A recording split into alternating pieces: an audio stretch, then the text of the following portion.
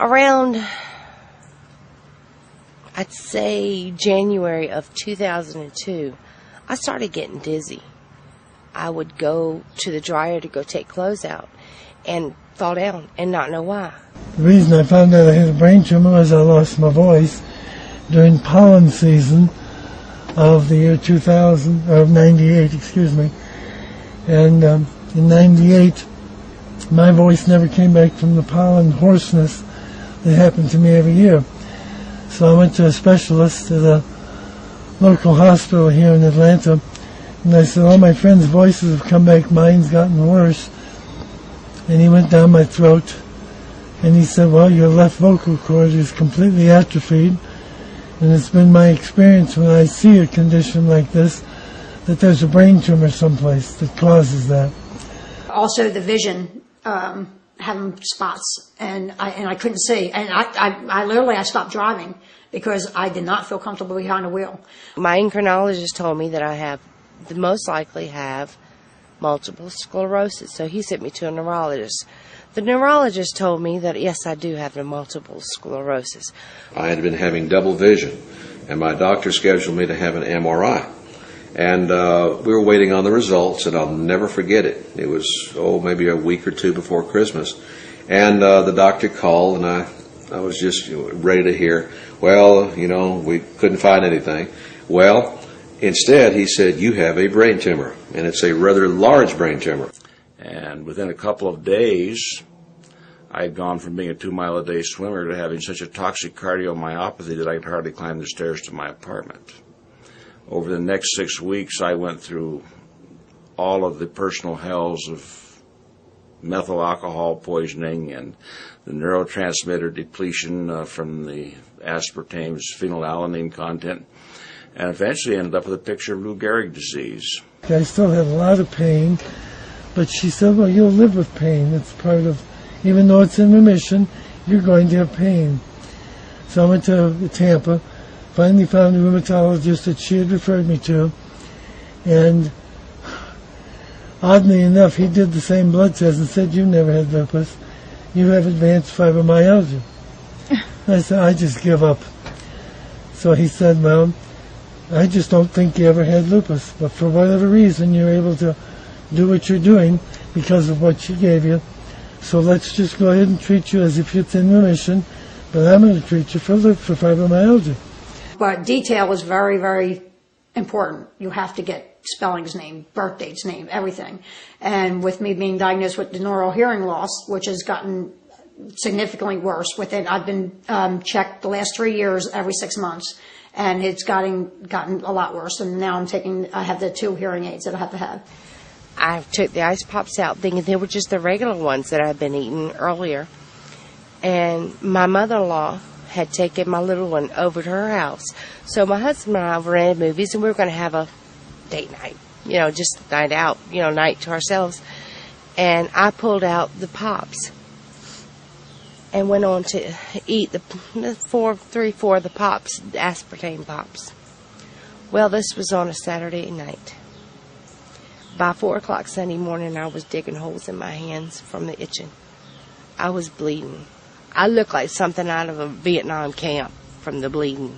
The doctor explained that one of the very probable side results would be a loss of short-term memory. Well, I later learned that it had done a little bit more than that with me, in that it ruined my legal career. About then, I tumbled, but only subconsciously. I said, well, I'm just going to get off this artificial sweetener, and I didn't really even consciously suspect NutraSweet, but when I got off it, then I started recovering.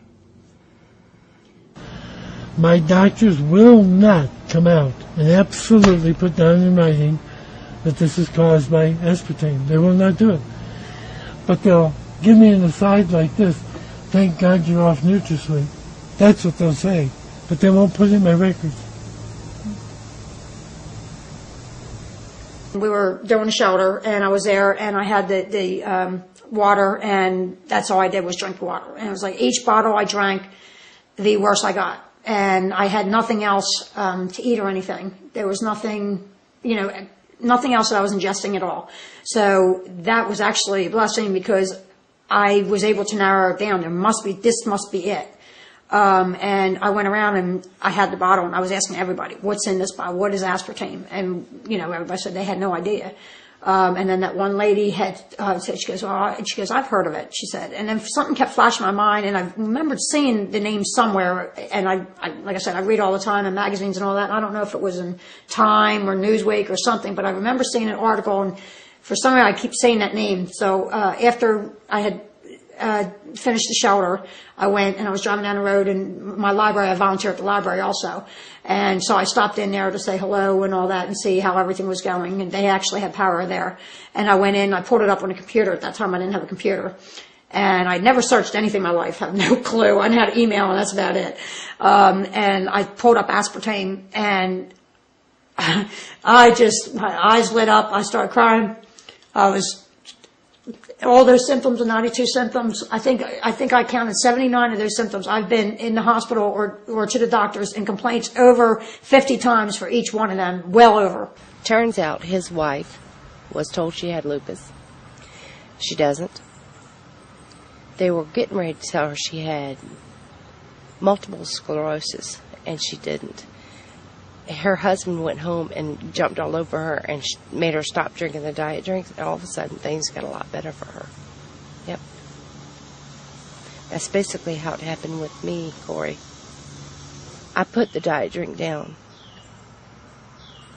and I didn't touch it again. This was on a Friday. I think it was around the 19th of September. Last year? Yeah. And my husband looked at me and he says, the next day, within 24 hours, he says, baby, you're not slurring like you were. You're not falling out like you were either. And over time, it got better and got better and got better.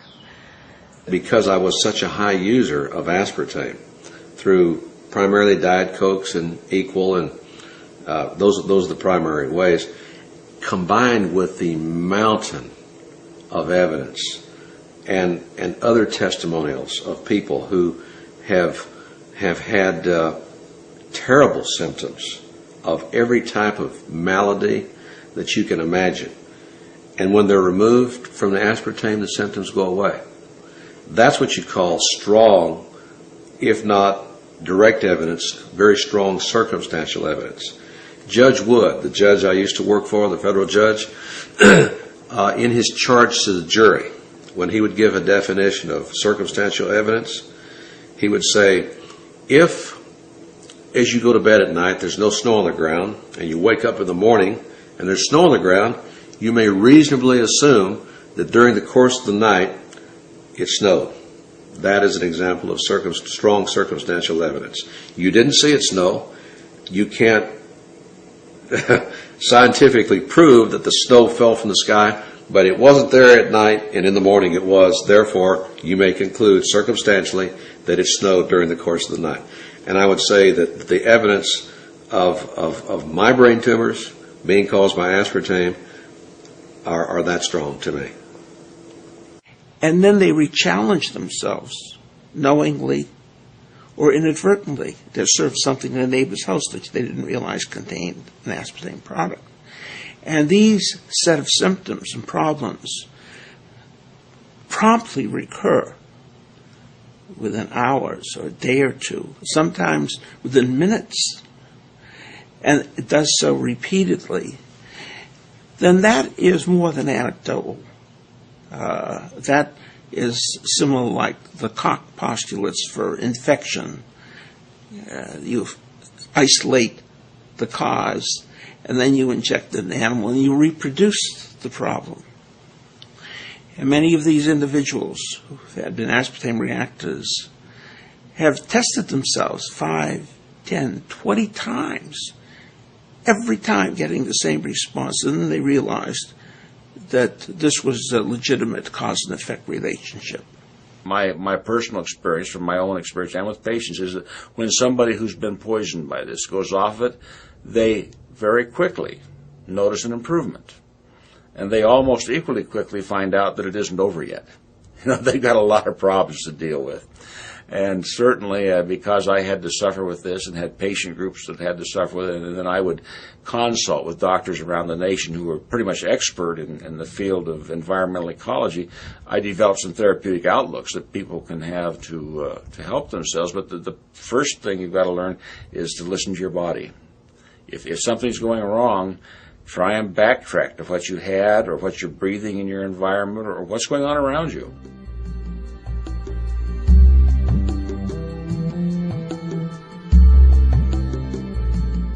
But the fact is, this thing has been carefully studied, repeatedly studied, extensively studied, so that, as I said before, the FDA concluded it's one of the most thoroughly tested food additives they've ever seen. And the conclusion is that it's safe. They had made the claim years ago that they would help and support any legitimate researcher, that they would supply aspartame and be helpful in any research. I had published my anecdotal studies, and I had written a chapter in Richard Wortman's book, so I think the industry knew of my stance already. But then, in the mid-90s, I wrote to the company stating that we wanted to do a double-blind study because my earlier work had indeed been, quote, anecdotal. And I pointed out that they had made the claim that they would supply aspartame to any legitimate researcher. At that point, I was a professor near UConn, Northeastern Ohio University's College of Medicine. I think I would qualify as a legitimate researcher. The company, I sent the protocol for the study to the company, and they responded that this was unnecessary research and would not supply us with aspartame.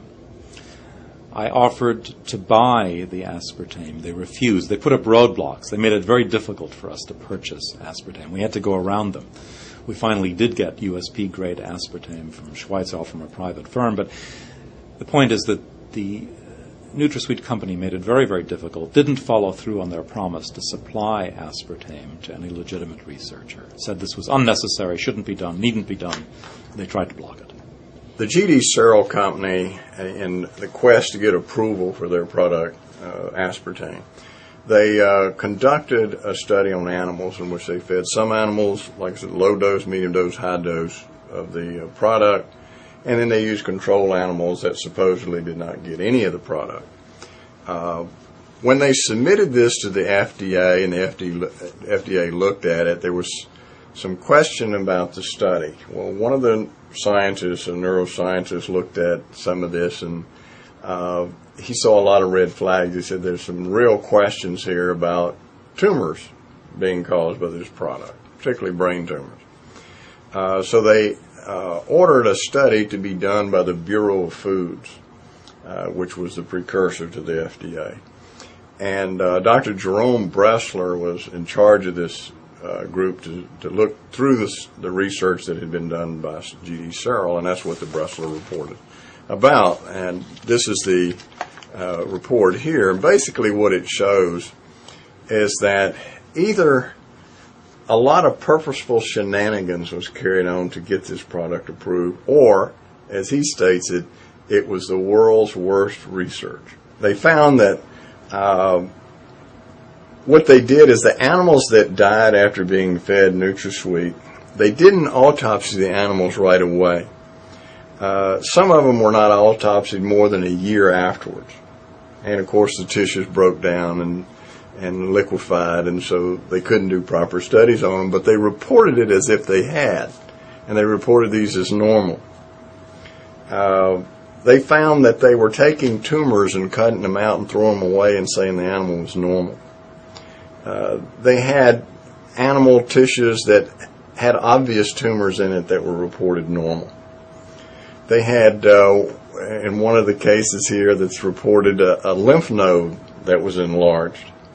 And this G.D. Searle pathologist reported it as a normal lymph node. When the scientists from the Bureau of Foods looked at it, they said it was an obvious lymphosarcoma, a highly malignant tumor.